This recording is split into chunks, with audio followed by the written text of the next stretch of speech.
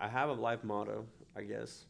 Buddy and I in college kind of coined this together, and it was started around just working out, and it morphed into everything. And that was just there's nothing to it but to do it. I've been like struggling with this a lot because people are like, "Oh, you're so lucky you have a book," and you're so lucky, and I'm like, I don't feel lucky.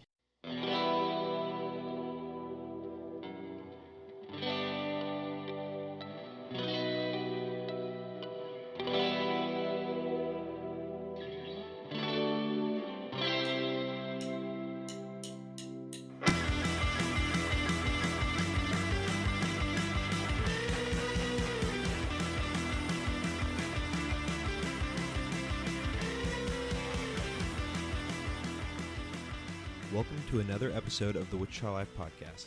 My name is Landon. Our guest today is Shelby Grosch. Shelby is the author of the book Young, Dumb, and Not Broke, as well as the blog of the same name. We talk about how Shelby got started writing about finance and everything else that goes along with that and starting a side hustle. Enjoy my conversation with Shelby Grosch. All right, I'm here with Shelby Grosch. How you doing, man? I'm good. How are you? I'm doing well. Can you just tell the listeners a little bit about yourself? Yeah, so I was born and raised in Newton, Kansas. I moved to Wichita when I was 18 to attend Wichita State, where I got my bachelor's degree in finance, and now I'm here. So perfect. Alrighty, and what do you do now? Where are you working at?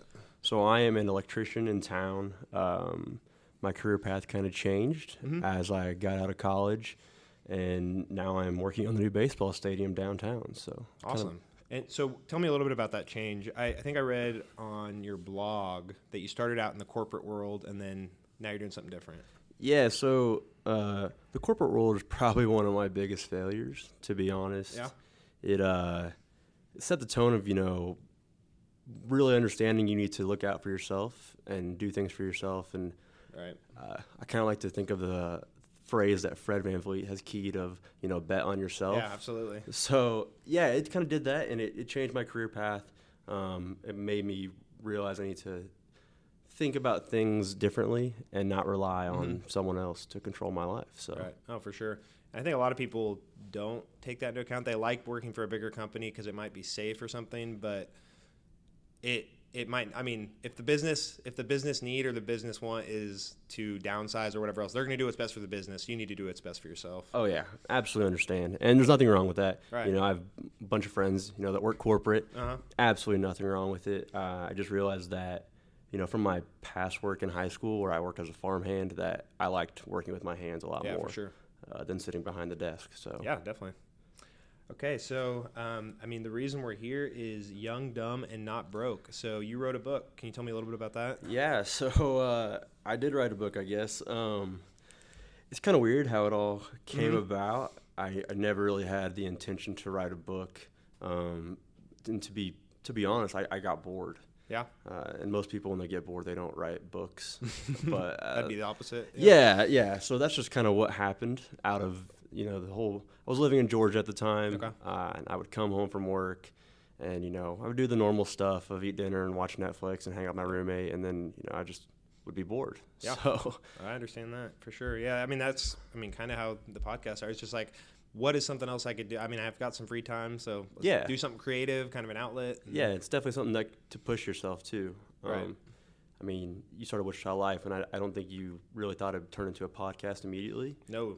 When you started it, but it's something that I'm not a great writer. I don't think I am still yet. I think I'm getting better. When you probably started out, you probably weren't a great podcaster. Still not, but still just making progress. Yeah, that's what it's all about. So that's really the challenge it was for me. Right. And so it started, was the book first or the blog first? So the book was first. I actually had a roommate, my first roommate in Georgia, who had wrote an ebook. Okay. And it was kind of around, retiring early. Okay. It was short thing, and I read it, and I liked it, and I was like, man, I have some ideas I could jump off of this, and that's really where it started. So it started with the book. Mm-hmm. Did you ever think before that point that you would write a book? No. Yeah. No. So a really funny story. When I was doing all this and I was compiling this book together, I was on the road with my parents to Arkansas, and I was like, I had something to tell you guys. And they were looked very nervous, and I was like, what would you think if I wrote a book? And my dad just straight up laughed, like hysterically laughing. I took no offense to it, so he's a great guy. I took no offense to it. And I would laugh too if someone said that, to be honest. But he laughed. So, yeah, it's never was a plan, never something I thought I would do, but it happened. Right. So you just started writing. Did you have like an outline in your mind first, or did you just start writing and then kind of format it and shuffle it around later? Yeah, so essentially that. It started out as like a bunch of kind of like blog posts, really, about all kinds of different topics. And then I started compiling it together. And the next thing I knew, I had like over 250 pages of material. So the actual book turned out to be 88 pages. And that was because some of the feedback I got was it was too complicated, too in-depth, and it got boring. So I cut out over 150 pages, which I still have saved. Yeah. Blog post for later. yeah. Book number 2 maybe. But no, it definitely morphed into something that I didn't think it would be. Yeah. What was the hardest part about writing it? Probably just doing it and compiling it together. Yeah. My grammar and writing is not top notch. I know it's not. And that was kind of the focus of the book too, was to put these personal finance things into more simple terms. Absolutely. For anyone to understand. So that was where it kind of started. Yeah.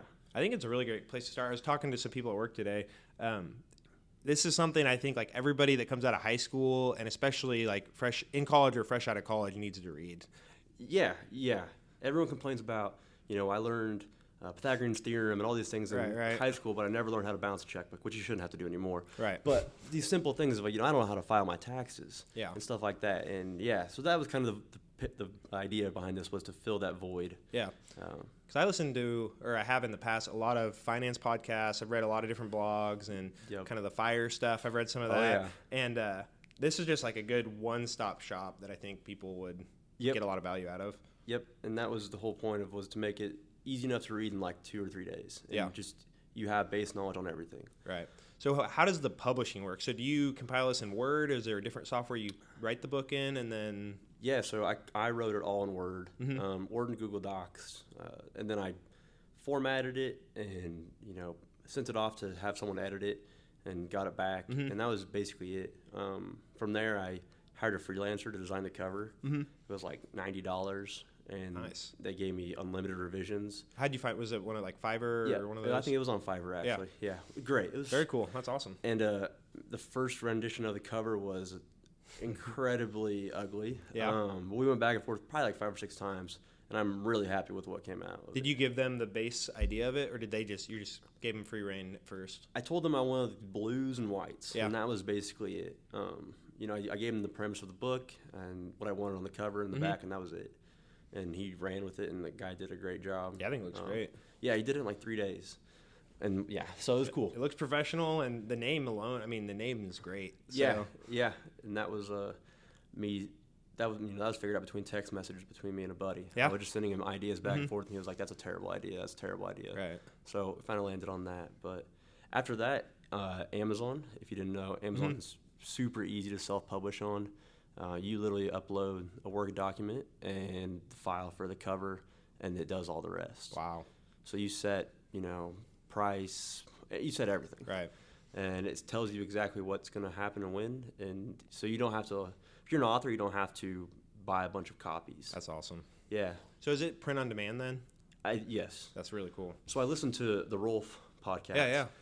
And I was wondering, when he did that was probably 15 years ago when he wrote his book. I think it was like probably 20. It was probably mid to late 90s. So I was super curious. Like, did he have to buy like 500 copies minimum to do that, or how did?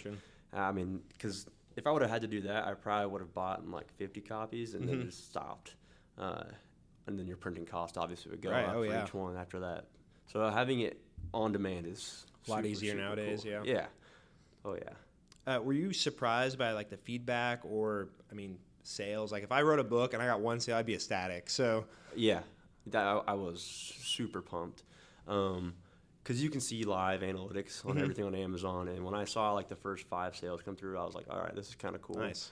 And, you know, it was never about the money. Right. Like, the book is priced super cheap. I think it's $6.99 right now. Amazon makes their cut. That's why they're the biggest company in the world. Oh, yeah.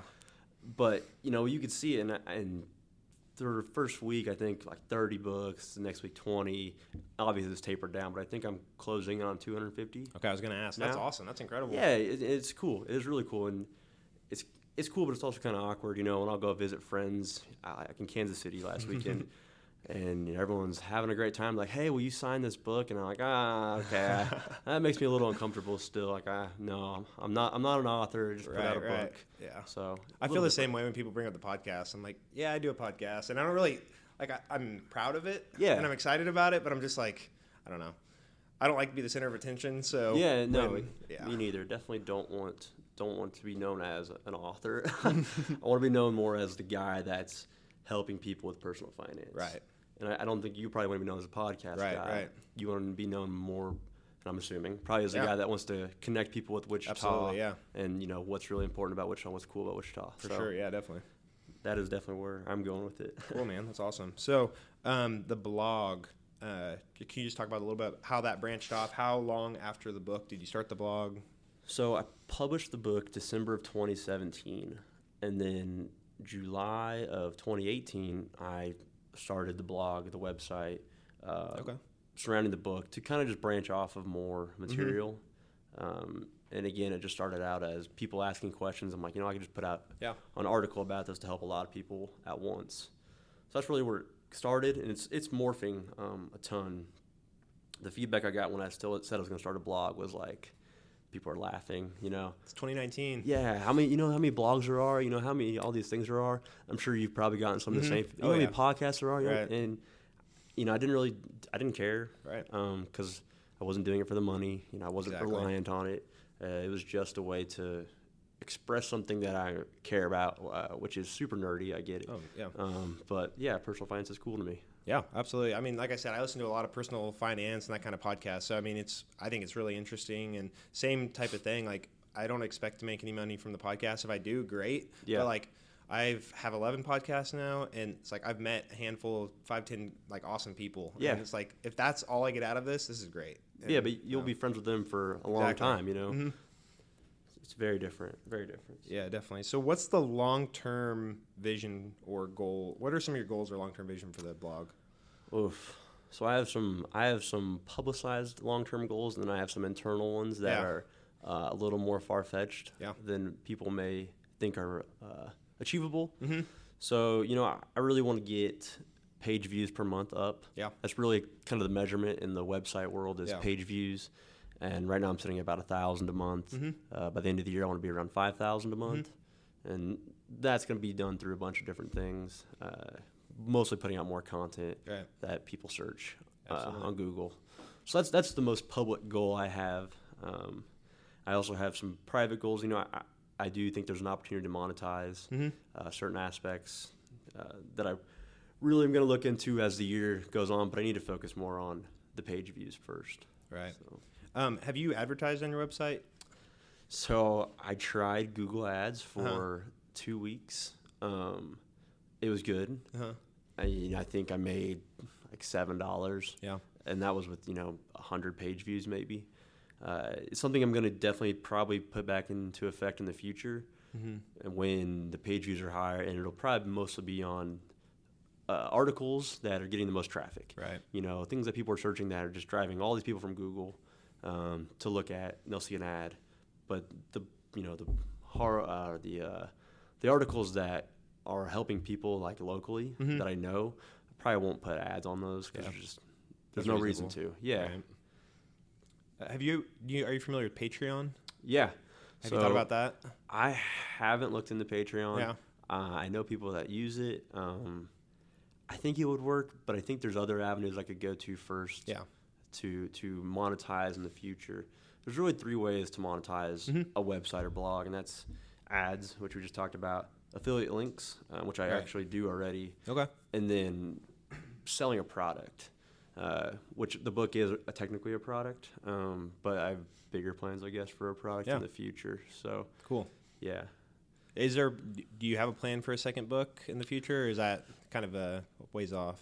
That would be a ways off goal. Yeah. I think, for now, I want to focus more on building an online product that can really fill that gap that we talked about earlier of people saying, why didn't I get this education in high school? Right. Being some kind of online course that, here's all the 25 things you need to know, including with videos and spreadsheets and, handouts and all that kind of stuff, so they can actually learn it themselves. Right. So what about you? Do you plan on monetizing? I think it'd be cool. I think I know at least so our Instagram account, I think we're around 12,000 or so. And so, we've made a little bit of money off there just partnering and just even some just like different trades for, we do a certain post and we get maybe tickets to an event or something like that. Yep. And so there's that. On the podcast, I think either way, if it doesn't fit kind of the Wichita Life brand, we're not just going to promote some random thing that has nothing to do with Wichita, or even we've been approached by a couple different types of businesses in town, but it doesn't really, it's not really promoting Wichita or like the creative aspects. Yep. And so we're like, well, we could make probably a couple $100 off this, but that's not really what we're going for. And again, it's not about the money. Like this has never been about the money. Me and my wife are always saying that, and we're vetting ideas like that. But I wouldn't be against, like, if I partnered up with a local business that everybody loves for maybe sponsor an episode of the podcast or something like that.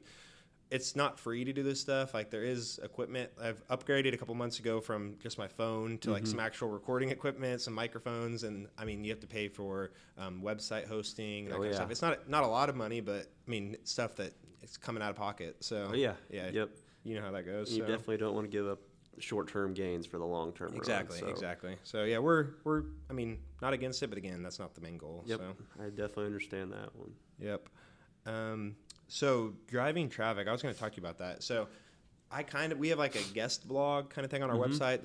Our website's mainly for hosting the podcast, but that is one of my goals this year, is kind of grow it. Maybe if people have, I think we've posted, I'm going to post recipes soon that people wanted to post, just guest blogs, poems, but SEO and that kind of stuff. I don't know if you know, I read some of your stuff, but I am a rookie when it comes to that kind of stuff. So search engine optimization is a beast, and there's 1,000 ways to go about it, and I still have not figured it out entirely yet. I think I'm getting better, but if you look at my first couple of blog posts, they're short and sweet and to the point, and they're not SEO friendly. Right. So when someone Google's, a certain topic, those aren't going to show up. Other way better articles are going to show up. Now I'm trying to figure out the formula for writing a blog post that is going to rank high on Google to drive that traffic. And I've figured it out with a couple articles. I actually have one that is how much does a puppy cost? Yeah, I just read that too. Be extremely hard to usually rank for. That I've found that I'm on like the 3rd or 4th page of Google on. Nice. So it's working its way up. And I think that's because of me changing the style of the writing in it, adding images and stuff like that to make it more search engine friendly. And it answers people's question. That's the bottom line of search engine optimization, and doesn't answer the question. Right. What are people Googling or looking for? But it's hard. Like, it is really hard to win Google rankings, because everyone's trying to win Google rankings. Right. Because that's what drives the traffic. So. Right. Yeah, it's... I know. What website host do you use? I use Bluehost. Okay. So one of the big things I did recently was had a real initiative to improve SEO overall of the website. And one of the big things I found out is that you need to improve page speed, especially on mobile. So if someone hits an article on Twitter and goes to it, that needs to load like as fast as possible. Right. And Google rewards you for that. So I did a huge push with that. I brought in a local kid, a young guy, and I was like, here's the project I need you to do. For every point you improve it, I'll pay you an extra amount. Yeah. So I incentivized him to do it, and he did a great job. And like 2 days later, my impressions on Google jumped like 150%. Wow. Like immediately. And I was like, all right, well, we're starting to figure this out a little bit. Yeah. But yeah, it's always, every day is just experimenting and trying to figure out what to do. Right. Yeah, so we have ours through WordPress, which I don't know if that's the actual host or just the website, but it has like a section for SEO, and it gives you like colors, how you're doing. Yeah, so it's like red is bad, Yep. yellow's okay, green's good. Yep. So the first post or two, like I did the best I could to try to get satisfy that in the green. needs. Yep. But it was hard, just like playing around, not knowing what I'm Yep. doing. And so lately I'm just like, whatever, I'll go back maybe later. And Yep. do you go back to the previous articles and kind of maybe tweak some stuff? This month I'm focusing on putting out a ton of content, new content. Next month my main push is to go back and revise the beginning articles. Yeah. And bring them up to speed with how I write now. Right. And they're going to go from 400 to 700 words to probably 2,500, 3,000 words, because that's what satisfies Google, makes more traffic, and wins in the long run. Yeah. So how frequently are you posting right now on the blog? So I had a goal at the beginning of the year to put out 75 articles, and I kind of realized that goal, the incentives weren't aligned with what I wanted to do. So what I'm doing now is I have word count goals for each article. I really don't want to put out anything that's under 2,000 words. Okay. That's kind of the base, is 2,000 words. And so I'm trying to do, 1 to 2 to 3 a week. Just kind of matters on the week and how I'm feeling. And, I'm not a writer, but I'm doing it. Do you have a minimum words per day you make yourself and then kind of gets you rolling? Like, are you like, all right, today I'm going to make sure I write 1,000 words? Yeah. So I'm big on incentives, not only for if you're going to hire somebody, but for myself too. I'm huge on it. It drives most of my productivity. So, tonight I have a goal to write 1,000 words before I can go to the Y. Nice. And it sounds terrible, but if I really sit down and do it, I can do it in 25 to 30 minutes, no problem. But if I don't set that incentive to go somewhere, it'll take 2 hours. Yeah. So yeah, that's really how I try to do it, is 1,000 words at a time. Sometimes more if I'm feeling all right. But yeah, definitely. And so another thing I was going to ask you about, just website stuff, is email lists. So do you have a certain I don't know if it's an email list host. I know they have MailChimp and some of those. What do you use? So there's MailChimp, ConvertKit, Lead Funnels, our Quick Funnels, Lead Pages. I use MailChimp right now just because it's free. Yeah. If you have under 1,000 emails, it's free. And that's what I use. It does everything I need it to do. Right. It has automation on it. So if someone were to sign up for the email list, they would automatically get dropped into a funnel. Nice. That would bring them up to speed, kind of introduce Young, Dumb, and Not Broke, what it's all about. So MailChimp's awesome. And it's, for someone who doesn't really understand technology that well, it's super easy to do. Yeah, I've been thinking about doing that. I haven't really done it. Again, in the past, the website's mainly just been for the podcast. But it's if I'm getting people to go there, hopefully, whether they go to the podcast apps or if they go to listen on the website, I might as well start building that email list that people that are interested. Definitely. So do you, since this is kind of a business and you're, making a little bit of money and hopefully in the future, that's not the main goal, but making a little more money, do you have a separate, do you have an LLC for this? Do you have separate bank accounts? Or So there's a Young, Dumb, and Not Broke LLC. Nice. Okay. It is under another umbrella corporation that I have. So everything is separate. I even have separate credit cards, separate bank accounts, separate everything. Because my goal is to use any money I make from Young, Dumb, and Not Broke, which, full disclosure, I think I lost close to $1,500 last year. Yeah. I just did my taxes, so I know that one. Yeah. But to keep any revenue I make and not spend it. Yeah. Keep it completely separate. And that's what I do with, my 7 to 3:30 job as an electrician. That's kind of the money I use. And everything else I make from anything else, I don't touch. Very cool. That's smart. Very separate. Yep. Let's see. How do you drive? What is your main way of driving traffic? Just SEO? Are you doing any advertising or marketing? So, not really. In October, I tried a Facebook ad just to experiment. I think I dropped $10 in it because everyone was saying it's so cheap now, you might as well try it. So I dropped $10 and it worked, but it didn't drive the traffic I wanted. Right. Right now, I rely a bunch on social media and email list. That's probably 70% of traffic. But the organic traffic from search engines is just starting to exponentially go up. Which is that's what you need. I hope to get, I probably get 100, 200 page views a month from social media. People clicking on a link, going. But I think in the end, it'll probably be thousands, if not tens of thousands from search engines. Very cool. That is the goal. That is absolutely the goal. Right. Yeah, I listen to, some other people like Gary Vaynerchuk. I don't know if you listen to him at all, but he's constantly pushing Facebook. It's underpriced, but Yeah. I think I've tried it once or twice, but again, I'm not an expert in that. So Yeah. we saw a little bit, but not a whole lot, but you'll get the traffic, but it's not the traffic I really wanted. Right. And it is cheap right now, and in the future it probably won't be. But I don't think that my target audience is on Facebook really. I think there's a exodus of young people from Facebook currently. There really is. Yeah. Me kind of included. I've deleted the app. I've kind of stepped back from it. It's just not a good environment, I think, for me. Right. If I wasn't using it for Wichita Life, I wouldn't have it on my phone. Yep. That's pretty much that's exactly most of right. the use. So. Yep. So I guess you mentioned some other small businesses. Can you go into any of those or? So one's around real estate. I have a couple rentals one I house hack. So where I live in one with roommates. Nice. Others hold certain mineral property rights in them. Yeah. And then another one is just an investing arm. So I've invested money into small businesses. Very cool. None local yet, so if you're interested. Nice. But we'll talk. Yeah. And it's nothing crazy, but just trying to help people out and saying, I could have loaned them money and say, here, give me this return, but I'm a big guy that I believe in equity. Yeah.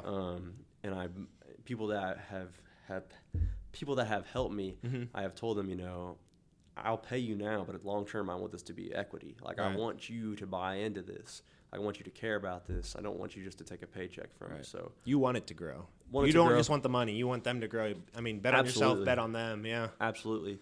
Yeah. So that young guy I mentioned earlier that helped me with some of the SEO stuff, I told him, like, here's the project. This is basically an interview. That's what this project is, and I want to see how you do on it. And he did great, and so I gave him another one. I was like, this is kind of the next interview, and I'm paying him, but I told him long term, I don't want to pay you. I want you to take equity out of this company and hopefully make some good money. Cool, very cool. Would you recommend? So people use the word side hustle. Would you recommend people start a side hustle? Absolutely. Yeah, I think a lot of people sit at their jobs every day and daydream about certain things they would like to do. And I think a side hustle can get you there if you wanted to. And there's thousands of options in the world now, like of things you could do. Yeah. And people often think if you start a business or if you have a side hustle, you have to be making millions of dollars and have all these employees. That's just not the case anymore. Right. Like there's people that freelance at home, graphic designers or anyone, software engineers. That come home and work for an hour or two freelance and make hundreds of dollars in an hour or two. Yeah. I've done it. It's awesome. So absolutely, I think people should start a side hustle and just whatever they want to do, just try it. A lot of people will say that they're maybe too busy so how do you find the time? And then on top of that, just like, how do you apply kind of the 80-20 principle to your work? So I'm a big believer in not being too busy. I don't believe anyone's too busy. I believe that they prioritize something over something else, which is totally fine. There's nothing wrong with that.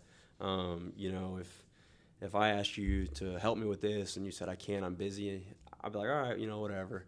But if you said, you know what, I really can't right now, I'm gonna go play in this men's league. Right. I'm like, all right, cool, man. That's nothing wrong with that. No, nothing wrong with that at all. Like it's your priorities. It's cool. So I'm not a huge believer in being too busy. I have a lot going on. I don't have kids. I'm not married, but I do work full time. I go home. I have a dog, which is a chore in itself. Listen to Jacob and talk about. I can't remember his dog named Martha. I don't remember. But listening to him talk about his puppy, it's like it is actually a lot of work. I didn't realize how much a dog. We have a 10-month-old dog. So we know. My dog's 10 months too. Yeah, it's crazy. So dealing with that and dealing with young, dumb, not broken, all these things, there's a lot going on. And managing a relationship. Thank goodness she is super cool about things and helpful. Because if not, it could be really terrible. Yeah. But yeah, it's just prioritizing and getting things done that you need to get done. Yeah, for sure. I struggle with that a lot, just time management and stuff. I've got my 8 to 5 or 7 to 4 whenever I go to work, but I'm married, I have a dog, and so it's balancing spending time with them, and then when I'm with them, trying to be present and not just being there, but working on this. And so just figuring out that balance. That is definitely the hardest thing is being present. I listened to an interview of Logic a couple weeks ago, and Logic was like, I suck at being present because my mind is going 1,000,000 miles per hour in every direction at all times. And then he went on to spit this just insane freestyle. And I was like, okay, that's not me. The freestyle's not me. But, like, I totally related to the mental thing. I will sit in bed and just stare at the ceiling for hours because I just can't stop thinking about all these different things. So being present is incredibly tough. Yeah. Incredibly tough, I think. Yeah. Just to add on to mine going 1,000,000 miles a minute, I'm constantly I have sticky notes like everywhere at work because I'm just like, I'm working on work stuff, but like an idea will pop in my head. So I'm like, I'll write this down and think about it later. And so then I come home with 50 sticky notes, then write them in the notebook or whatever. But yeah, I completely understand that. I'm a Google Sheet guy. Yeah. I open up Google Sheet and I just type all kinds of stuff in there, and I'll look at it later because they're important, but you also need to prioritize. Like, hey, I'm at work. I need it at work. Exactly. That's why I'm like, I'll write it down, worry about it later. Don't spend time on it now, but don't want to forget it. Absolutely. How do you approach goal setting? Do you see the end goal, or do you see like steps to get there? Where do you start? Do you start at the end, start at the beginning? So when it comes to goal setting, I'm a big dreamer, I guess you could say. I see huge potential in a lot of things and things I want to do. And that's not really where I set the goal to. I'll set it kind of back halfway point. It's that thing of under promise, over deliver. I mentally need to do that. So that's kind of how I approach it. I have a good friend who him and I share all of our goals together, even some incredibly personal ones. And each month we call each other and we go through them line by line. That's really cool. Again, it's in a Google Sheet because we're spreadsheet nerds, but it works. And there's all kinds of different things. Whether it's he wants to pay down this amount of debt. I want to do whatever this. Right. I mean, it's all over the place. It doesn't have to be just financial. It's right. some very personal things on there as well. So yeah, I read the accountability partner post you did. Yeah, and that's really cool. That's exactly. That's a great idea. Do. I'm definitely going to think about that. It drives a lot of trust. I'm glad to call him one of my best friends. Yeah. We've done this for 3 years now. That's awesome. Works really well. Cool.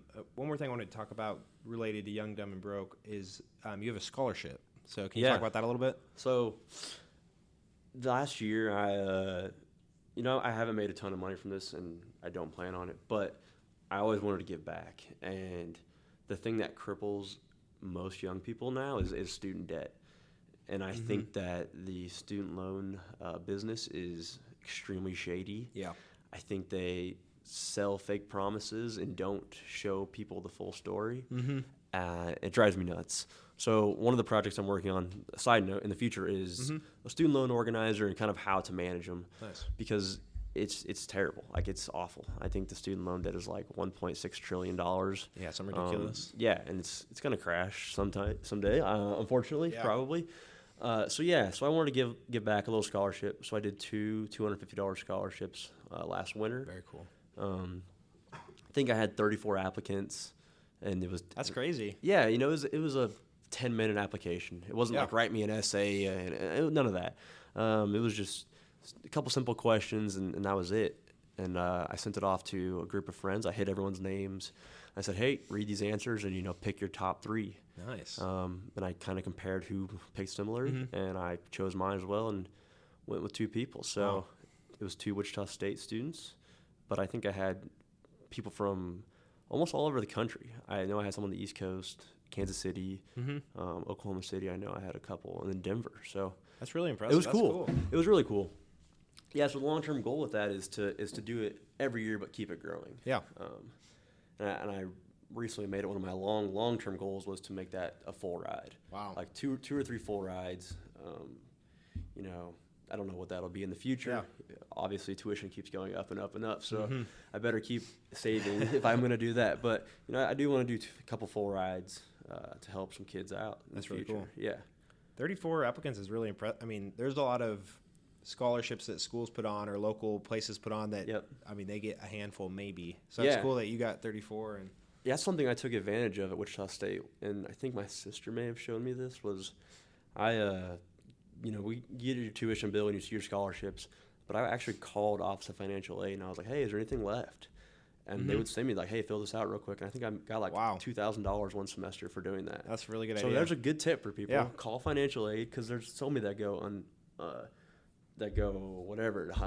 What's the word? There's so many that go I don't even know what the word is. Yeah. There's so many that go unchosen. Unredeemed. I don't know. Yeah, every year. So that's definitely something that helped me a lot. That's cool. That's really cool. So I just want to talk about just some of the financial stuff, so people can kind of get a taste of what is in the book, what's on your blog, what might be coming up. So first of all, how did you learn all of this financial knowledge? A lot of trial and error. No, when I was younger, I was always, I think obsessed might be the right word for this. I don't like using that word, but with making money. I remember mowing my grandpa's lawn for $2, push mowing it, and I realized now he was taking advantage of me. I remember picking up crab apples in my parents' yard for a penny a crab apple. Again, they were probably taking advantage of us. Child labor laws. But always since I can remember, I've enjoyed it. I got my first job when I was 14 as a farmhand. I think I was making like $7 an hour, but I loved it. It was awesome. So it kind of branched off from there. I read a couple books that really opened my eyes to the possibilities. One of those being Rich Dad, Poor Dad. If you haven't read that one, you should definitely read it. Yeah, everyone should read that one. Yeah, because it just makes you think like, wow, there's so many options in the world to consider. So that really is kind of what opened my eyes. Very cool. What is your definition of what is financial independence for people who might not know that term? To me, it's different to everyone. To me, financial independence is being where you can be, is being somewhere where you're comfortable with what you have and what you can do in the future, and to make your own choices. I don't view myself as financially independent yet, but I could take a couple years off from work if I really wanted to and be fine. So in that aspect, I guess I do have it, but not really what I want to be yet. So it's just being able to make your own choices and, not being restricted by money. Right. One of the things in Georgia that would drive me crazy was when we would go out to lunch, and there was one guy, and I only worked with him a couple of times, but we'd be like, hey, man, we're going to go to Taco Bell. Like, do you want to come? And this is, like a 45-year-old man. He's like, I can't afford it today. And it's like, dude, you're making 3 times what I make right now. You know what? And I just, that baffled me. Right. And it was always like, how is this possible? I was making like $11.65 an hour. And I was like, and I can do this. Why can't you? Right. So that's what really drove it. And that's what financial independence is to me, so. And I know you mentioned it a couple times on your blog, but I think it kind of ties in with maybe not exactly financially freedom, but like the idea of like time freedom. And so I know like Tim Ferriss talks about it a lot, and 4-Hour Work Week and stuff like that. Great book. Also, Rolf mentions it, and vagabonding and stuff like that. Do you have any comments on that? I think that the world is moving more towards technology and the ability to do things from, I think that if you look at the statistics from working from home, from working in an office, like 20 years, I bet it's up exponentially, people working from home. Oh, yeah. So I think that you can get your time back in a lot of different ways, and having that freedom with your time is huge because, if you want to travel like Rolf did, you should be able to do that. If you want to spend more time with your family, you should be able to do that, and you can do that. I really do think you can do that now. Yeah. So that's one of the big things that ties in with financial independence. Yeah, absolutely. Yeah, I know at my work right now, a lot of the different companies in the organization, they have to work long hours and that kind of stuff, but I'm there 8 to 4:45, but recently they give us flex time, and so we can come in between 7 and 9 and then leave. Get your work done and work your 8 hours or however many, make sure you get work done, but you can leave earlier than 5 o'clock, which for me, I get up really early, so going in earlier doesn't bother me, but it's awesome, especially like right now when it's 70 degrees outside. Yeah. I can go spend more time outside with my wife and my dog and go throw the Frisbee, do whatever, so. That is absolutely what it's about. Yep. So in your book, you discuss 3 pillars of personal finance. So structure your accounts, budgeting, and investing. Were those the 3? Yeah. So you mentioned the 80-20 rule earlier. I think this is more like the 95-5 rule. Like if you figure out these 3 things, 95% of your financial life will be pretty easy. Right. Everything else is just, icing on the cake. So that's kind of how I wanted to structure the book. I don't really know where it came from, but I think those are just bare minimum basics you Right. have to figure out. Like everyone should have a checking account, Right. and everyone can have a checking account. You know, so that's where those came from. Cool. What would you say? Is there? I don't know how much feedback you get, like comment wise or friends, family. Are there some like small tips, or what do people struggle with the most with like budgeting? I mean, is it just making a budget in the first place? Yeah. I mean, yeah. Let's be honest. Absolutely, because it's upfront work, Right. and it's not fun work, and sometimes it's a self-reflection that you don't want to do. You're like, dang, I do spend a lot on fast food every month, you know, which, you know, it is what it is. But if you want to change, you have to do it. Right. So budgeting is something that everyone seems to struggle with. Yeah. It is what I'm kind of centering what I'm putting out later this year around. Yeah. Is around budgeting in general, because every week it's like, why can't I do this? I'm like, well, do you have a budget? Well, no, I don't need a. I'm like, okay, well, you should probably consider doing that, because it can be as hard or as easy as you want it to be. So I use Mint to help budget and kind of keep track of stuff. And I've heard a lot of people recommend Personal Capital. Is that more for like net worth tracking versus Mint kind of has like the built-in budgeting tools, but it also kind of tracks the net worth, your debts, your assets? Yeah, they're both good tools. I like them both. The problem I have is if you add in any complexity, they're kind of hard to. They don't really work as well. Right. So if you add in, you know, if you had Wichita Life LLC and tried to add that into it, it could skew their numbers and mess things up. Yeah. So I personally don't like it. I also have trust issues with uploading my financial information to an app. Yeah, that's fair. You know, I do. I'll be honest. So I stick more with the Google Sheets, spreadsheets. I like the ability to customize, see things how I want to see them. But I have used Mint and Personal Capital. I would probably recommend Personal Capital over Mint. Really? Just because you can see the whole story. Yeah. Mint is definitely better for budgeting. Absolutely is better for budgeting. But yeah, I'm scared of mobile apps. That's fair. So I use Mint, and then I'll kind of take a screenshot of like the overall numbers, and I'll try to keep track of like the specific line items too, just for budgeting purposes. And then I'll put everything in my spreadsheet. That way I can manipulate the data a little bit better. And I have a friend who was using Mint who would like check it every single day. And it's like I did that for a while, and it drives you nuts because it's like it doesn't really move. I mean, I still do it sometimes, and I'm just like, why am I looking at it? Nothing's going to change in the 24 hours since I last looked at it. It's what makes people scared of budgeting. I think is when they have that app on their phone, they can check it every single day. I'll catch myself checking my trading account or my checking account. It's like, why am I doing this? Like, I know I get paid on Tuesdays. Right. Like, nothing's going to change. So that's why I just try to stay away from them.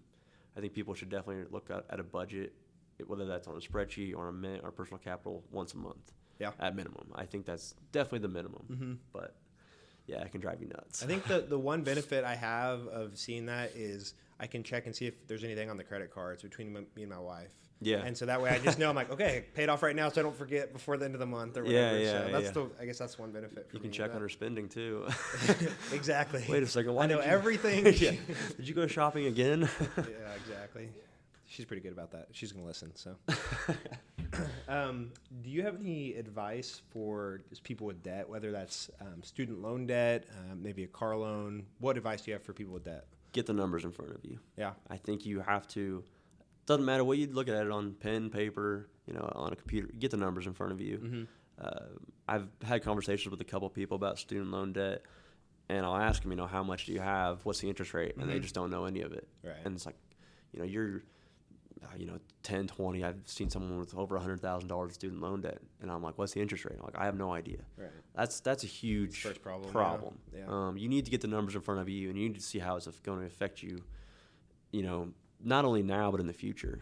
Most people don't think about it in the now. They're like, I'm in school, I'm getting this degree. I'll worry about it later, and then later comes, and then later and later comes, and it's like, okay, dude, you're gonna pay, way more than you need to. So definitely get the numbers in front of you and make a plan. Yeah, that's what you have to do. What are your thoughts on Dave Ramsey and like his approach? Because I know a lot of people recommend not going necessarily like the financially expedient way, but paying down the smallest debts first, so you kind of get the snowball effect. Yeah.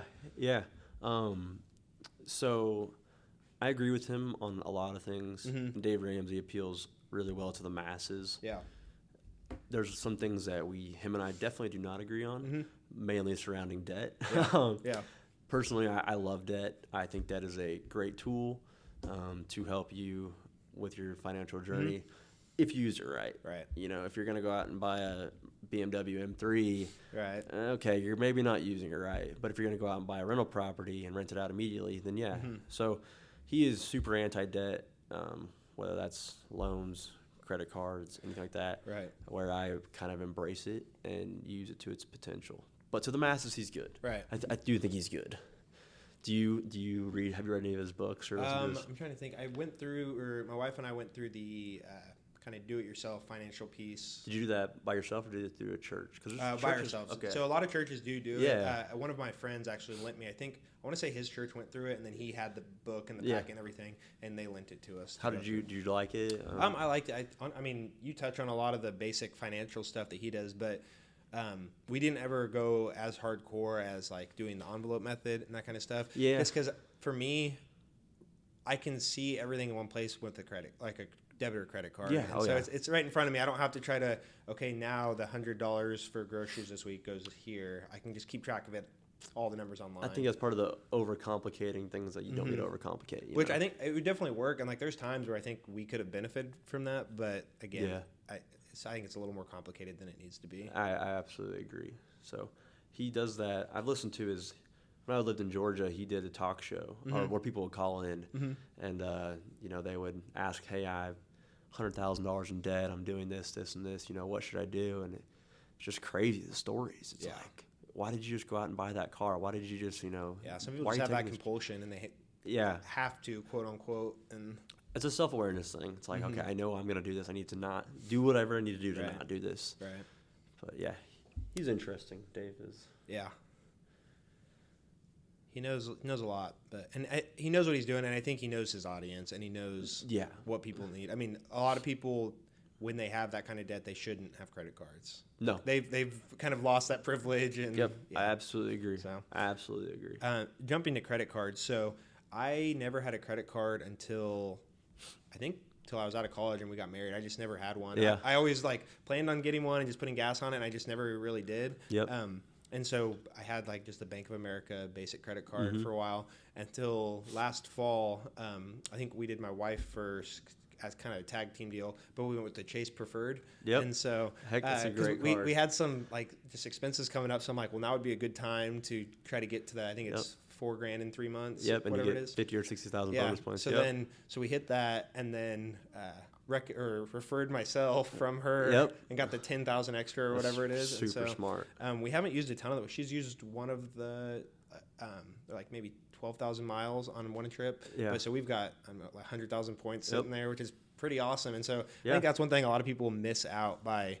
I mean, it was kind of intimidating before. I'm just like, oh, I don't know. I don't really need that. And then there's the annual fee. Yep. But then you got to look at, you've talked about it on some blog posts. Yeah. That $99 versus the value you get from the points. Exactly. I think people don't get that. Credit card companies do not make a dime off of you unless you don't pay it off in full every month.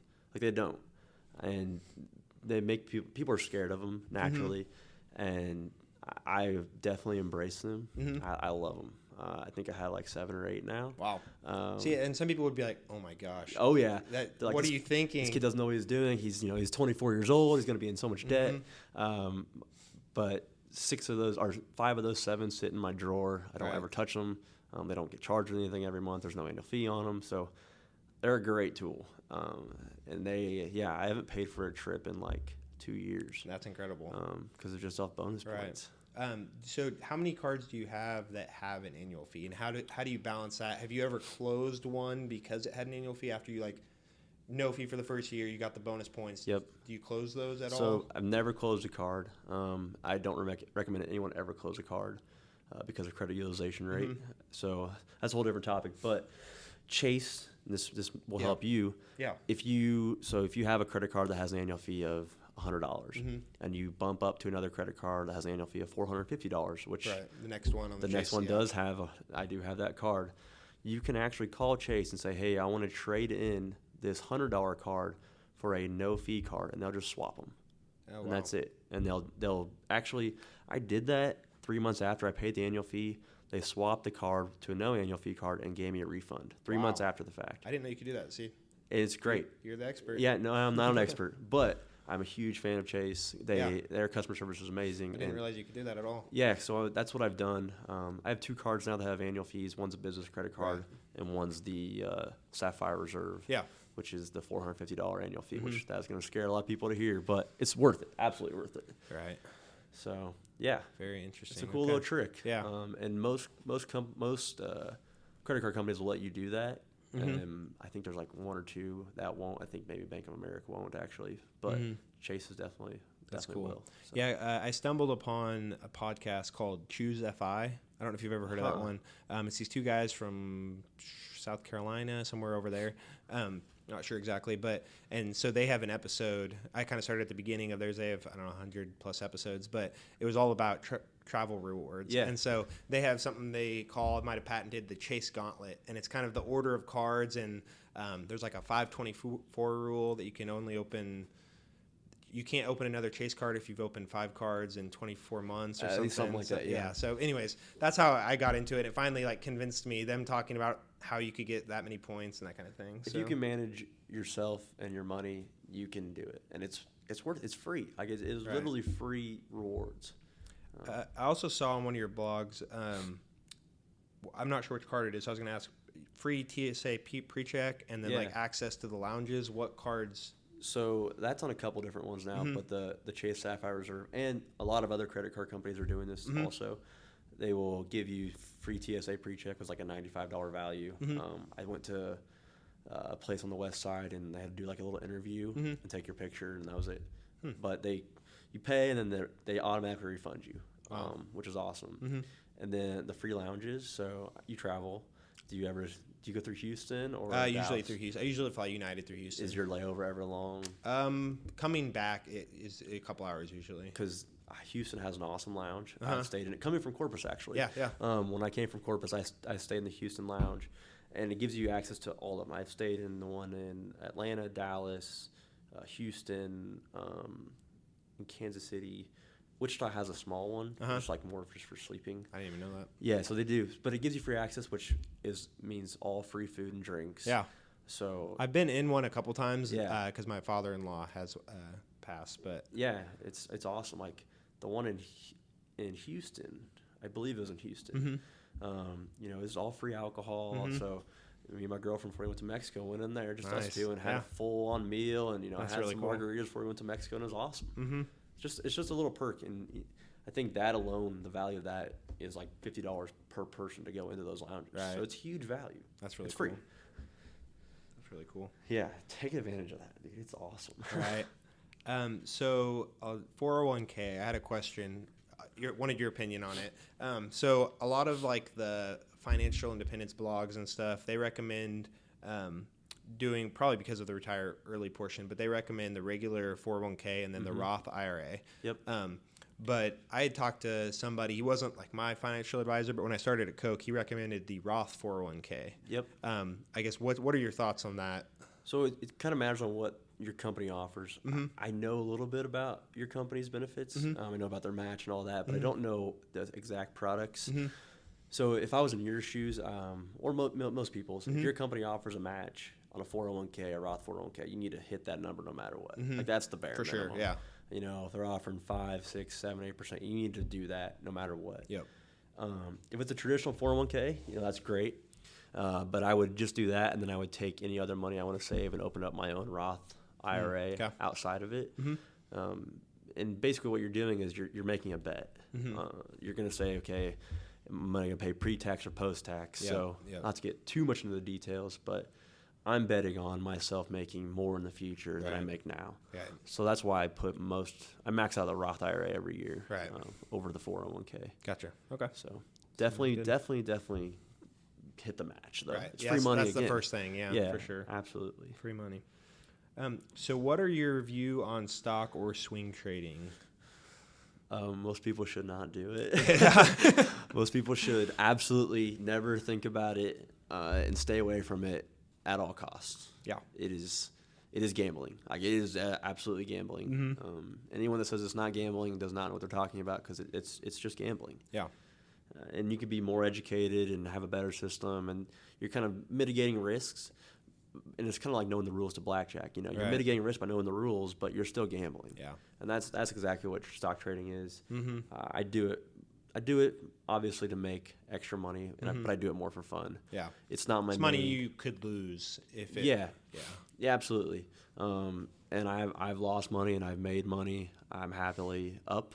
Overall, I'm happily beating the S&P 500, so that's all I want to do. Mm-hmm. But I would recommend a lot of people don't do it. Right. I get a lot of questions about that. Yeah. Rightfully so. I post all of my trades. Yeah. You can go onto my website and see my trading diary of every trade I've made this year. That's cool. I leave out the quantity, right? Obviously for dollar reasons, but people message me and say, "Hey, I have $100. What company I should invest in?" It's like you should just save your money. Right. Don't worry about doing any of that yet, because $100 isn't going to matter. Right. So yeah. Well, I mean, people in general, that might not be everybody that's coming to you, but a lot of people want like the get rich quick thing, and so they're like stock trading. Like I've seen Wolf of Wall Street, I've seen whatever. Yep. What can I do to get this going? And it happens. You know, people get lucky. It's like hitting the lottery. But when people come ask me about a penny stock or how to trade futures and options, and I'm like, it's a terrible idea. You shouldn't do that because you need to focus a lot on it. Yeah. Do you trade at all? Not really. I mean, I had a little extra money from a senior design project in school that they had like a grant and they gave us a little bit of money. And so I put some of that in about like some Apple, a couple Tesla stocks, just like stuff I was interested in. But I wasn't like super worried about losing it because there was money that like nobody else really got. It was just our group happened to get some extra money. So I'm like, all right, let's play with it and see what happens. But other than that, not really. I've messed around a little bit on Robinhood, but Robinhood's good and bad. I think it can be fun.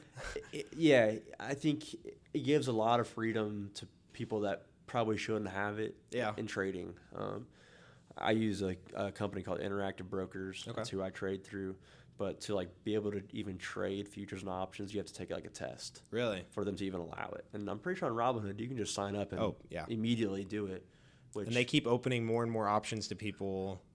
For like options and futures and all kind. I mean, now you can buy Bitcoin and all kinds of stuff. Incredibly dangerous. Like, I don't think people get that if you exercise a certain option, you can owe a ton of money. Like, really quick. I looked into that in college. I had a friend that he was making a decent amount of money doing that in college, and so I just started reading about what those terms mean, and I'm like, okay, this is over my head. I'm not going to try to do this because I don't have the time to put into learning this. So. You need to be there every day when the stock market's open if you're going to do that. Yeah. Same thing with like trading currencies. I'll probably never touch any of those because I just don't have the time and it's too risky. Right. Too much risk. Oh, Robinhood. Scares the heck out of me. So I mentioned kind of the FIRE movement, which is financial independence, retiring early. I guess, what is your view on that? I listened to like Mr. Money Mustache, Mad Fientist, and those kind of stuff. Just a lot of it's just basic. I mean, a lot of it's basic financial knowledge, and like his blog is really good because it's pretty much anything you can think of. He has like 1 million blogs out there.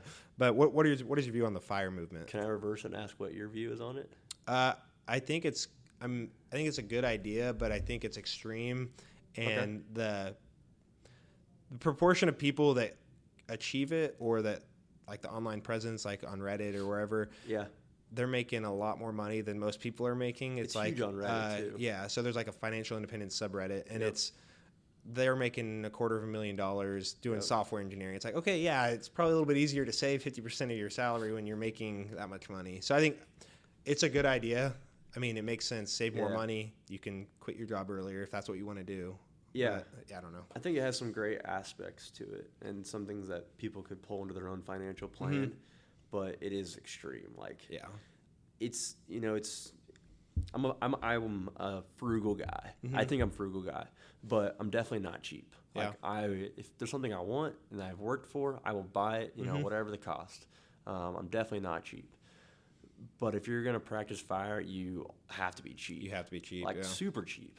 And a lot of them get burned out. Yeah. I mean, they talk about it on, like the Mad Fientist mentions, like, I was too extreme to the point where, like, you would almost, like, lose relationships because... Exactly. Yeah. I've read stuff on Reddit about that where people were like, I would always get invited out to go out to dinner or go out to drinks, and I couldn't do it because I had to save this amount of money to hit my savings goal.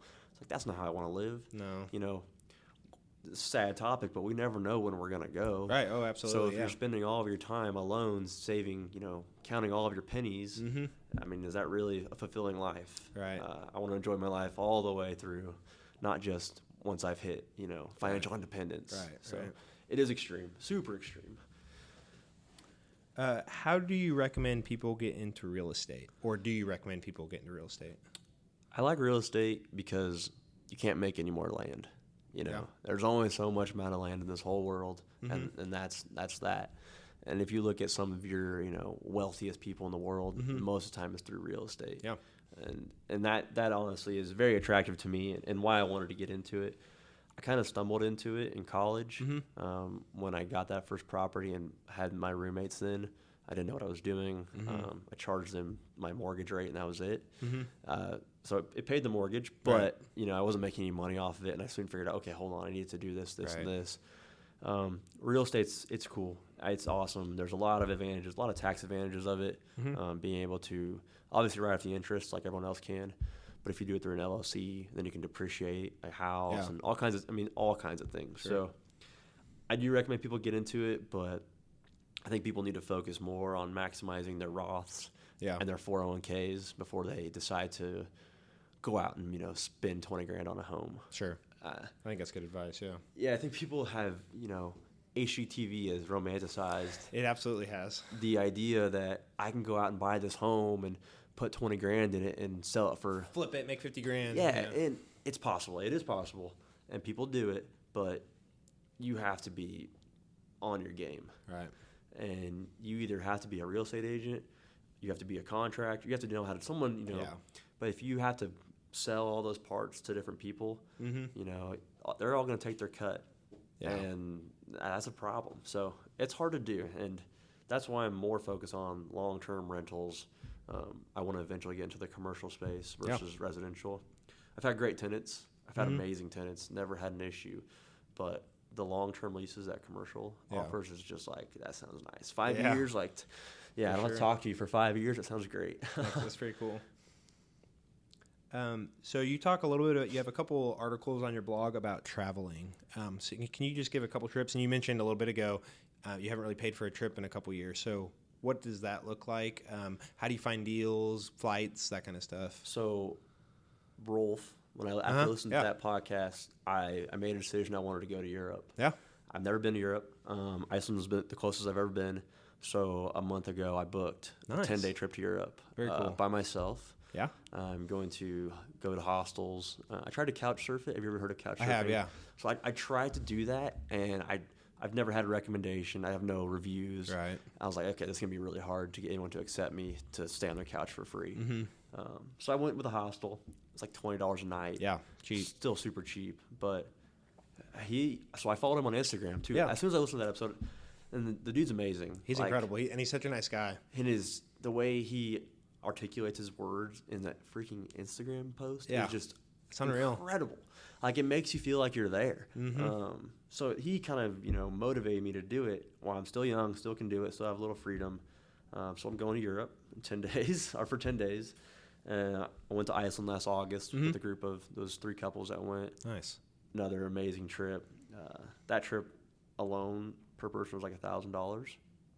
So we did it extremely affordable for 7 days. That's really cool. And that was kind of how that came up is I always wanted to go there. I like nature, anything outside. It's beautiful. And Game of Thrones is filmed there. Yeah, Game of Thrones. I have been watching Game of Thrones again. Trying to start again. Yeah, I have 3 weeks to get all the way back up. Yeah. So, no, but I found a deal out of Dallas for $286 round trip. That's crazy. And I immediately called my buddy in Kansas City, and I was like, I'm going to book this flight. If you guys want to go, here's the link. And I told a buddy here, and I was like, here it is. We're going to do it. I'm going. So I just booked it. And I was like, you guys need to get on this flight if you want to go. And they did it too. So we booked it in like May and went in August of last year. Okay, I was going to ask what time of year you booked and all that. So everyone says like timing on getting flights, 3 months, 2 months. Right. I haven't really figured that out yet. Trom, you know who Trom No is? So she's great at getting flights. She went to Shanghai, I want to say for like under $400. Wow. round trip. I think it was under $400, but she's really good at that. And I've kind of taken some ideas from her to look for more flights and what she uses. So, yeah, I'll have to have a chat with her. Yeah, getting flights that's the most biggest expense when traveling. It's definitely getting absolutely. the flight. 100%. So being able to use credit card points and stuff like that definitely helps. You know, the cool thing is, and not to get too much on the credit cards, is that if you use credit card points to book a Delta flight, well, you can also use your Delta Skyline miles to get Delta rewards points after the fact, so you can get more flights in the future for free. So use free to get more free. That's cool. Yeah, definitely. I definitely recommend people travel as much as possible. For sure. It's awesome. My brother comes back, what's today? Oh, that's right. End of March. And so he comes back in about a month and a half, and he's been gone since last April. And so I'm definitely going to be interviewing him for the podcast. I mean, we talk quite a bit, but interviewing from the podcast about his experience, because he booked a 6-week trip over to France, and that turned into going on 13 months. And so has he just been in Europe, or has he been going all over? All over. So he started in Europe, started in France. He hit Spain, Portugal. That's amazing. Belgium, maybe Germany, Switzerland, and then he ended up going down to Croatia, and then his current girlfriend now, who's from France, which is pretty cool. That is cool. Yeah, so they went to Australia, New Zealand, and now they're back in Australia, and about to go to Japan, and then finally come home. And she's coming here for 12 months. So, so it's pretty crazy. I've heard some stories, but I'm sure there's countless others that I haven't heard yet. So that's amazing. We'll definitely be doing some podcasts on that. Well, I'm looking forward to that one, because that is super cool. But yeah, I mean, that's complete. I haven't traveled out of the country really. I mean, Mexico and like Belize, cruise ship type stuff. Haven't really been places, but that's definitely on the bucket list. So for sure. What are some actionable tips people can do right now financially? What's the first couple things you would tell somebody to do? Kind of like student loans, I would say get the numbers in front of you. You know, see where you're at, and it's not fun at first for a lot of people. I've probably sat down with a dozen people now. I am not a certified financial planner. You know, I don't have all that. I don't have my Series 6, 7, all those things. But when you can sit down with these people and say, hey, let's just look at your accounts and, you know, see all the numbers, they'll walk away from that hour-long, you know, get-together and be like, wow, I feel like so much more comfortable now with my money. Right. And that's cool. I really enjoy that. But, yeah, just get the numbers in front of you and make a plan for what, you know, figure out what you want to do. I think people see what other people are doing and, like, I want to do that. It's like, do you really want to do that? Right. You know, and make a plan. So. Right. One thing I see online on, like, the personal finance or financial independent subreddits is, like, figure out what you want in life and build for it, or figure out what you want your life to look like and build for it. And Absolutely. So what are your main financial goals? Right now, pay off our car. So just working on paying that off and figuring out that, and then just working on IRAs and kind of balancing retirement type stuff and continue to save. So that's the main goals right now. But then figuring out. So what we do you have like? I always suggest people have like set numbers on things they want to do. Like, you know, I want to pay the car down to only $4,000 on it, and I want to have my, you know, retirement account to this or my net worth to this. Like, do you think about those goals at all, or? A little bit. Net worth. I mean, there's kind of a number there, just kind of following the 4% rule. Yeah. But not really a hard set number. I mean, just looking at kind of what we've spent over the past 6 months and kind of averaging it out and looking at that. So there's kind of a number there. Yeah. But again, it's not a hard number. And I mean, if I hit that number, I might be like, we need a little, you know what I mean? But it works for you. Yeah, it works for me. And that's all that matters. Exactly. That's absolutely all that matters. So I'm going to mix it up just a little bit here. Do you have any other comments or anything you want to talk about the book, the blog, finance stuff? I don't think so. I think you covered all of it for sure. All right, cool. So we'll mix it up just a little bit. What is something you often recommend to people, whether that's books, podcasts, movies, TV shows, whatever? Obviously, Rich Dad, Poor Dad. Like, anyone that wants to get into finance, you know, personal finance, Rich Dad, Poor Dad set a tone for me that, you know, probably lead me the rest of my life. For those who don't know, it's a story about a guy that had two dads, and one was the Rich Dad and Poor Dad, obviously, and how they made their choices with their finances and how it led their lives. Right. And it's pretty eye-opening. You know, I can relate to both sides. Absolutely. You know, people that I see, okay, I wouldn't make the decision. I would make that. It's a good book. So that's definitely the top book I would recommend. After that podcast, I think that if you are a money nerd, I think NPR Planet Money is super good. Also, it's really interesting. Yeah, it's super good. If you're into like entrepreneurship and building businesses, have you ever listened to How I Built This? Yeah. Oh, I love How I Built This. Yeah. That's where I heard the Logic interview. Okay. You should I definitely did not know he was on there. Okay. I haven't listened in a while. I kind of let it build up, and then whenever we go on road trips, that's one my wife really likes too. So. Super good. So off of like the business and money movies, I watched Get Out. Okay, I still haven't seen that. My brother's been recommending it for a while, but I thought it would be overhyped. Really good? Super good. So Thursday night, we're going to go watch Us. Okay, I was about to say, that just came out. But, man, it was a great movie. Okay. Really, really good. I'll be watching both of those soon then. Yeah, definitely should watch it. Music-wise, man, I'm a really basic guy. Yeah. I'm from Newton, so I'm a country music kind of guy. But I'll go all over the place. Yeah, for sure. I usually write articles to Harry Potter music. Oh yeah, just playing in the background. Yeah, I do. I work to a lot of like Lord of the Rings soundtrack. Yeah, it's soothing. It works. And I don't start singing and like get off track, and it's really good. Instrumentals. So. Yep. What is your favorite failure in any aspect of life? So definitely the corporate change. Yeah, was probably the hardest failure I've had.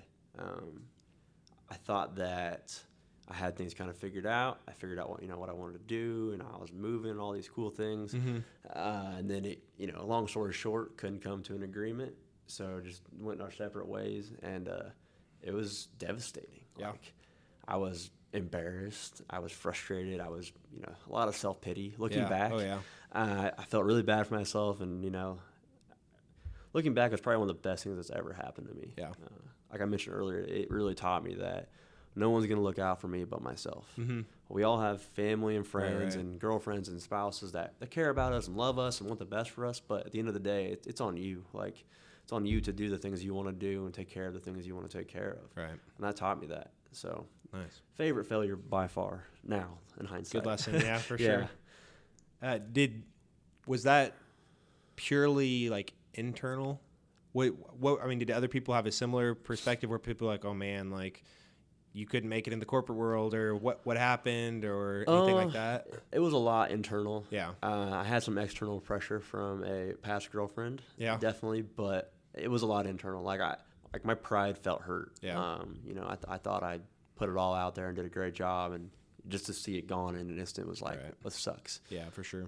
Great learning lesson though. So right, I know personally, like growing up and even now, like I'm harder on myself than anybody else is. Oh yeah, me too. So pretty much any aspect of life, I'm going to be harder on myself. So I'm sure that was the same. What is your definition of success?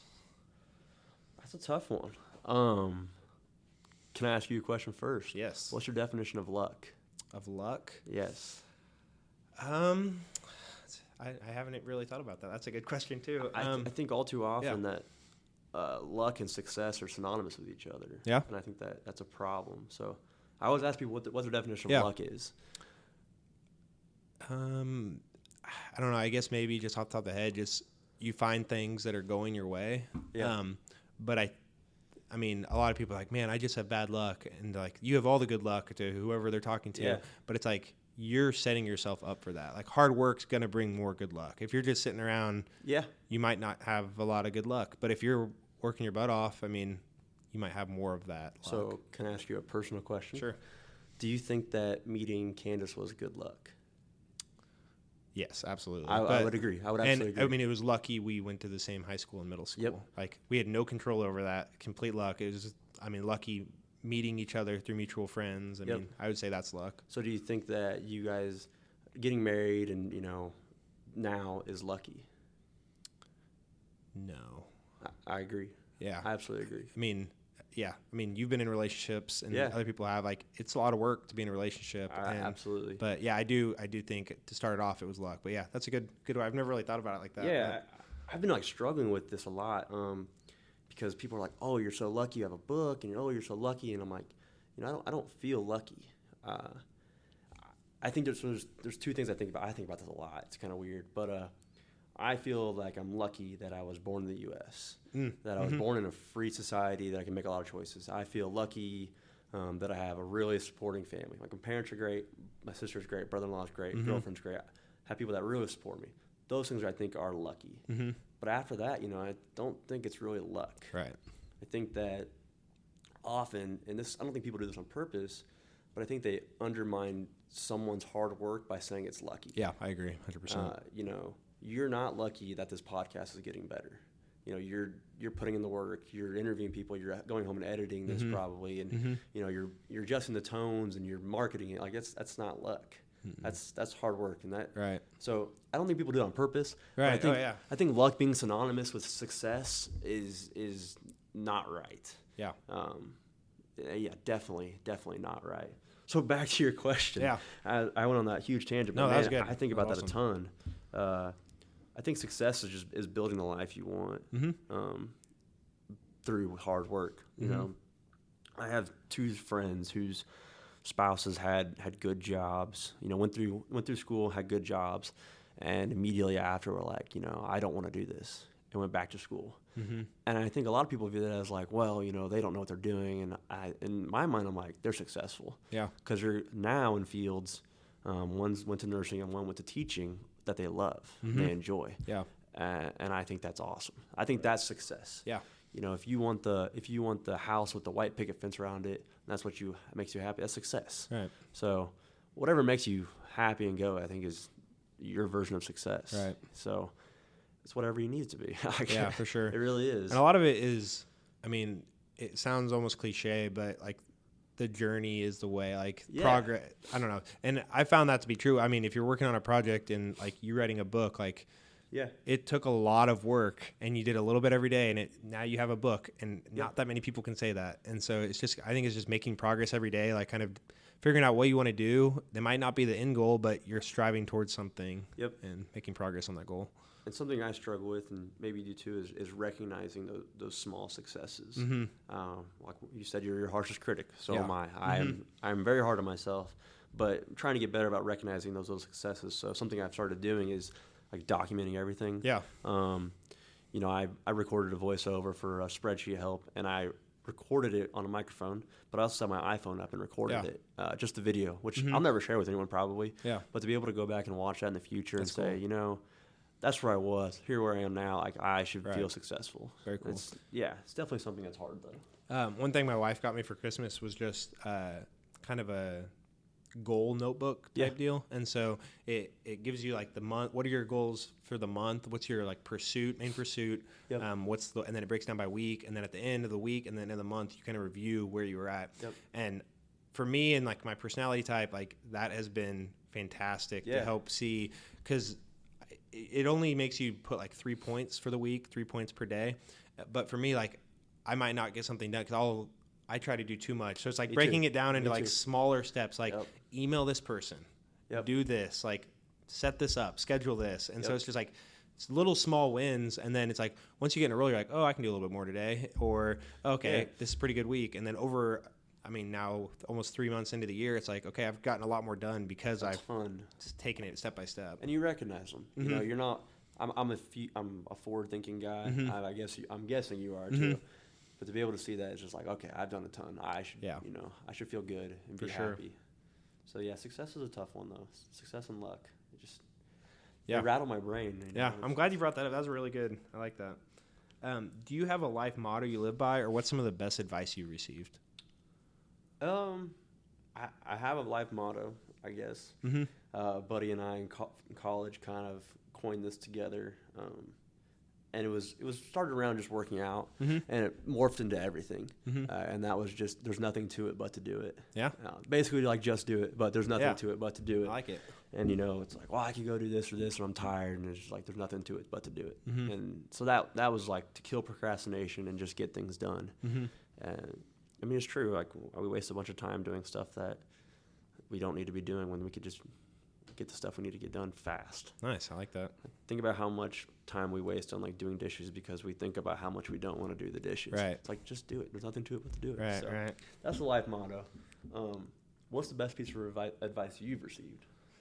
Ooh, people don't flip this one around on me very often. Because everyone has good advice, I think, so. I don't know if it's like a specific piece of advice, but just kind of something that I have kind of evolved over time with, I guess. Like I used to take stuff not too seriously. I take things seriously, but like if something goes wrong, it's just like stay positive. Like I think just being positive in general. Yeah. So I don't know if it's not really advice, but like just being around people that are positive and like you really are like a summation of like the 5 people you spend the most people with. And so, and that's just something I try to do. Like something bad happens, try to be the first person to be like, okay, well, what can I do about that? Yeah. And so I think that's probably one of the main things. In a positive manner. Yeah, in a positive manner. Yep. Yeah. Because I mean, like I said, I'm still hard on myself, but I used to be really hard on myself, and I would have those negative thoughts, and they don't get you anywhere. I mean, no. So it leads to more negativity. Right. Exactly. Something I've definitely learned over the years. Mm-hmm. What is a habit that you've developed over the past few years that's most improved your life? I would honestly say probably working out. Yeah. It definitely has, the endorphins are real. Like I'm not a scientist or anything, but when I come home after I go to the Y or wherever, man, it's just like, I feel so good. Yeah. Productivity goes up. I will do things I didn't want to do before. So definitely doing that routinely. I don't do anything crazy, but has just improved my life. Yeah. And it translates over to everything. If you build that habit, you're going to build a habit of other things. So I definitely suggest everyone at least move some part during the day somehow. Yeah. So. Yeah, I feel that. A couple weeks ago, I had the flu, so I was out for a week, and then I was traveling, so I got like one workout in while I was traveling, and so like I just start to feel crappy when I haven't worked out in a while. And I usually just lift weights. I don't do a ton of cardio, but it's just like when I'm done, like you said, like I just feel awesome compared to not working out for that long. Do you have a morning routine? Anything special? I am absolutely not a morning person. Yeah. You see all these articles on like all these websites. It's like Warren Buffett wakes up at 3 a.m. to get all this stuff done. Oprah wakes up at 4 a.m. Right. It's like, no. Not you. I go to work at 7, so I wake up about 6:20. Yeah. I throw my pants on and grab some Pop-Tarts. Yep. And I feed my dog and let him out, and I'm out the door. Like, I don't do mornings well. Yeah. So, yeah, I have a routine after work, I guess, but not. Right. Not in the morning. Mornings. Not in the morning. What is your favorite part of Wichita, or is there a hidden gem in Wichita, a restaurant or anything really? I think Wichita has a lot of things that people don't know about. I think that are becoming more public. Personally, I'm trying to be more proactive about getting out this year and seeing things. Like last week, I took the dog to the nature center north of town a little bit. Never been there before. Amazing place. Really also, cool. They don't allow dogs. Didn't know that till I heard that too. Yeah, I didn't realize that until a couple weeks ago. I just played it off, but I won't do it again. But I didn't know that. So stuff like that, I think there's tons of things to do everywhere. The new Chicken and Pickle is going to be awesome. Chicken and Pickle's awesome, yeah. I haven't been there yet. I've been a few times, really? So yeah, it's cool. I haven't been to the outdoor it's been kind of too cold when I've been, but now that it's nice out, it looks packed and it's a lot of fun. Is it all done? Yeah, I think everything's open now, so. I need to go there. You need to go. It's fun. I definitely need to go there.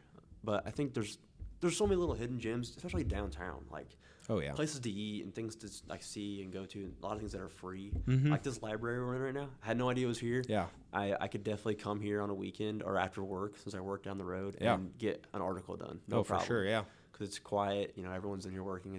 But no one knows about it. So the cool balcony that looks over the river. Yeah, it's a pretty cool place. As far as like a hidden gem though, like a restaurant. Sure. La Galette is my 100% favorite place. I haven't been there. So it is right over here on Douglas. It is a little French cafe. Okay. I think they might only be open for lunch. Super good. Okay. No one really hears about it, but I haven't really heard about it at all. They have amazing food. It's there's a little French family that runs a little cafe. Wow, that's really cool. Yeah, everyone should check out La Galette. I'll have to see if my brother and his girlfriend, if it's up to French stuff. You should, because I think they're like super French. Yeah, that'd be cool. I'll definitely recommend that. I don't know if you've heard about it, just kind of a side note, but are you familiar with Wichita by EB? Yes, so I started following them on Instagram a couple weeks ago. His blog's incredible. And he's eating everywhere in town. And every time he tags place he eats, I click on it. Yeah. Like he had ribs today, I think I saw. And I was like, where's this at? Right. So yeah, I'm making a list. and I'm definitely going to start going to more of those places. Yeah. Because I hadn't even had Ziggy's until Really? like 3 weeks ago. Yeah, Ziggy's is good. I'm a creature of habit, of bad habits. We're pretty bad too. We live over at like east side of town, and so it's so easy to go to like Freddy's or Chick-fil-A or wherever. Places that we can go anywhere and get, but it's like we do try to get out of our little bubble and go eat at like Molino's or somewhere that's Wichita specific. Molino's is great. So the thing I did in Atlanta that was really helpful was I would make a list, and I told myself I had to go to one of these once a week. And like having that physical list, forcing myself. Right. You know, I'm always like, I'll go try that someday. I never go there. Right. But yeah, I did that we would do it with George's. Have you been to George's? Yeah, George's is awesome. It's pretty good. Yeah. Yeah, the wine was good. That place is incredible. Yeah, this place is awesome. Yeah. There's a lot of cool places that just people don't see. Right. It's crazy. There's one of our followers on Instagram sent us a list, and I think I put it on our story, but I'll have to put it on the actual post. But it's like I don't know who put it together either, but it's like a bucket list for Wichita for the summer. And so it's like, have you been to the library? Have you been to a local coffee shop? Have you done so-and-so? It's in like Open Streets ICT. And so there's like, I don't know, 25 things on there. Yeah. So it's kind of cool to. Yeah, definitely. Good idea. I'm going to screenshot that. Yep. I'll put it out as a post so everyone can see that. Is there anything you wish Wichita had that it doesn't, or what would you improve about Wichita if you had the keys to the city? From like a high level view, I wish we had a Topgolf. I've heard rumors in the works. I heard a rumor like 2 years ago about a drive or something. It's like a Topgolf competitor type deal. Yeah. But I enjoy that. I like to golf a lot. Yeah. So I definitely would enjoy one of those. I think from like a high level point of view, I think that the Q line. Have you ever taken the Q line? Only once, honestly. I need to do that more I don't even know where it runs. I just know it runs down Douglas. I don't know where it goes. But like it's free to, go eat at Dempsey's and then take the Q line downtown. I think that's awesome. And I don't think people really understand that or take advantage of stuff like that. So it's more stuff like that would be awesome. Yeah. And then more of embracing the downtown and the walking. I think people are obviously super against that, especially now with the new baseball stadium. Right. I can't wait for that. It's going to be so cool. Yeah, it is going to be awesome. I've seen all the prints. It is going to be awesome. But when I lived in downtown Atlanta, everyone walked everywhere. And it was just, that's how it was. And it was great. Yeah, they got a lot of backlash about that. Like, we can't walk to the stadium or like whatever. You can't park. We're going to have to walk that far. And yeah, again, like you said, Atlanta, but like any other city, pretty much, you have to walk. Like it's not that big. I don't want to offend anybody, but it's not that big of a deal to walk a little bit. Yeah, we went to the AAA game in Corpus. Yeah, the Hooks. Yeah. It was a great time. It was interesting. $2 beer night on Thursday. Yeah, it was great. But what does Wichita mean to you? I think Wichita, a lot of people say home on this, but I think to me, it means more opportunity. Yeah. I lived in Atlanta, lived in downtown Atlanta, I lived outside of it. It was great there. But the abilities and the opportunities you have in such a, big, small city, there's still 1 million people in this metropolitan area almost, and everyone's like, I want to go to New York or those major, all these major cities, which you can, enjoy that. But like the opportunities here are endless. Right. Whatever you want to do, you can find someone that's done it probably and connect with them pretty easily. Right. So I think your opportunities are just insanely endless. I was golfing one day, and this group in front of us was a guy that owns a commercial real estate company in town. And we talked, and I got his number, and I was like, that doesn't happen in a big city. Stuff like that. It's just, people need to understand. So I didn't understand it until I moved back. Yeah. Same. Pretty much. Yeah. I tried to do things in Atlanta, and I would just get nowhere. I wouldn't get a call back or an email back. And here it's like you can meet with pretty much anyone. Yeah. Pretty quickly. And I think just to add on that, like, good luck making an impact on New York or on Atlanta or on LA. Oh, yeah. But you could make an impact on Wichita. Oh, absolutely. Yeah. Absolutely, 100%. And there's guys doing it that are, guys and girls that are young doing this, that are making huge impacts. Right. Which is not going to happen in a big city. Right. Pizza Hut started here. A lot of big stuff has started here. Yeah, Freddy's and White Castle, all these huge brands. And I think that people need to understand that if they want to build a huge business specifically, they can do it here. Like, you can absolutely do it here. For sure. Do you have any final comments or calls to action to the Wichita area, whether it's just about Wichita or about finances? I think people need to take chances and embrace change. Those are like the two biggest things I believe in. You know, if change happens and you can't affect it, then don't be negative about it. I think just embrace the change. Stay positive, like we talked about earlier. Like, negativity doesn't help negativity. So embrace the change and take chances. You know, if you want to build a better life, do other things, you know, take a chance. Right. Because what's the worst that's gonna happen? You know, some of the best advice I've gotten ever is actually from my dad, and he was like, you know, no matter what you ask, the worst answer you're ever gonna get is no. Like, so take the chance, try it. So that's something I definitely believe in. Is what's the worst that's gonna happen here? You know. For sure. So yeah.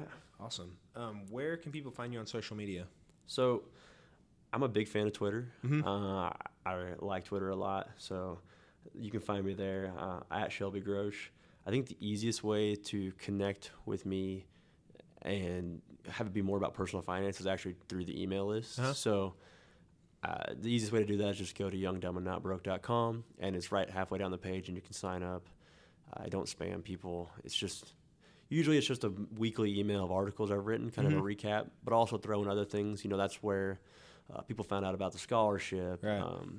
And those people on that list are going to have first dibs at the product I put out later this year. Cool. And they'll probably get like 50% off because I want some feedback before I do a full launch. Right, so right. if you're interested in Very cool. giving me some harsh feedback, please. Very cool. All right, man. Well, I really appreciate you sitting down with me, and I'll link up your website and social media and stuff like that. So, yeah, thanks, man. Thank you. It was fun. Thank you to everyone who stuck it out and listened to this episode of the Wichita Life podcast. Thanks to the local Wichita band, The Caves, for use of their song. You can find links to everything we discussed in the show notes at wichitalifeict.com. If you have any comments or recommendations for our podcast, feel free to contact us at wichitalifeict@gmail.com. Thanks again for listening. Until next time, hasta luego.